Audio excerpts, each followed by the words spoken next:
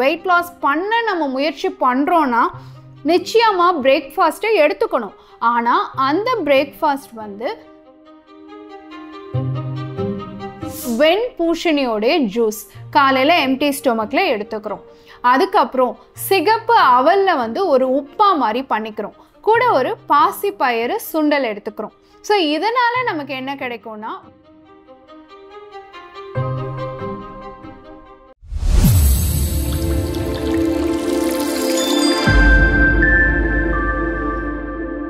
அன்பு தோழிகளுக்கு இனிய வணக்கம்.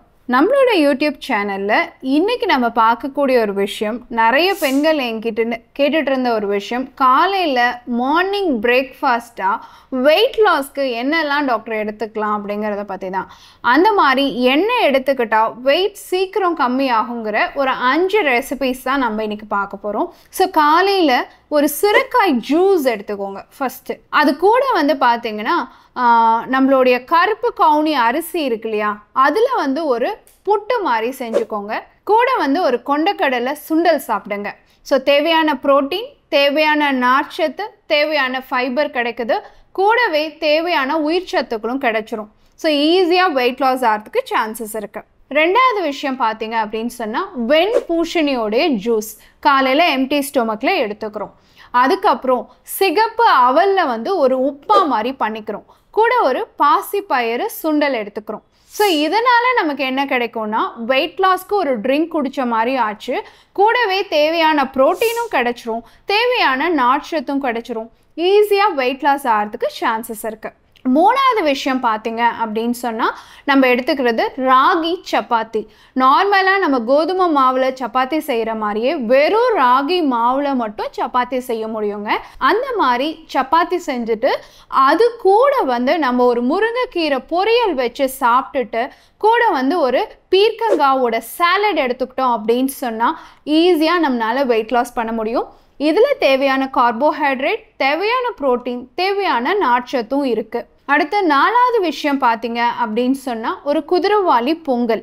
நார்மலாக குதிரைவாலி அரிசியில் பாசிப்பயிறு சேர்த்து ஒரு பொங்கல் பண்ணும்பொழுது நமக்கு ஹோல்சமான ஒரு கார்போஹைட்ரேட் கிடைச்சிருது, ஒரு ப்ரோட்டீன் கிடைக்குது.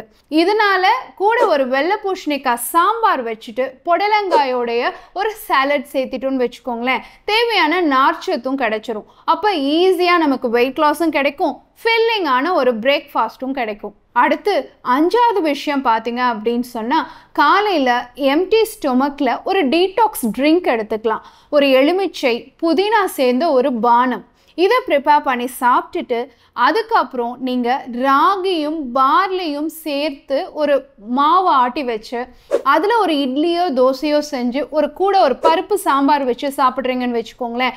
அதில் உங்களுக்கு தேவையான ஃபைபர், ஹோல்சமான ஒரு கார்போஹைட்ரேட், கூட பருப்பு சாம்பார் சாப்பிடும் பொழுது அதில் நமக்கு தேவையான ப்ரோட்டீனும் கிடச்சிரும்.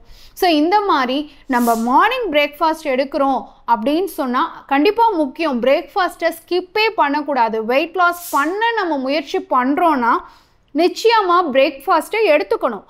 ஆனால் அந்த பிரேக்ஃபாஸ்ட் வந்து கண்டிப்பாக முழுமையான ஒரு மாவு பொருளாகவும் முழுமையான ஒரு புரோட்டீன் புரதம் சார்ந்த விஷயமாகவும் தேவையான நார்ச்சத்தை கொடுக்கக்கூடியதாகவும் இருக்கணும். அப்படி இருந்தால் கண்டிப்பாக நம்மளால் வெயிட் லாஸ் பண்ண முடியும். பயன்படுத்தி பாருங்கள். இதே மாதிரி இன்னொரு ஆரோக்கிய குறிப்போடு நான் உங்களை சந்திக்கிறேன். இயற்கையோடு இணைவோம், ஆரோக்கியமாக இருப்போம், ஆனந்தமாக வாழ்வோம். நன்றி, வணக்கம்.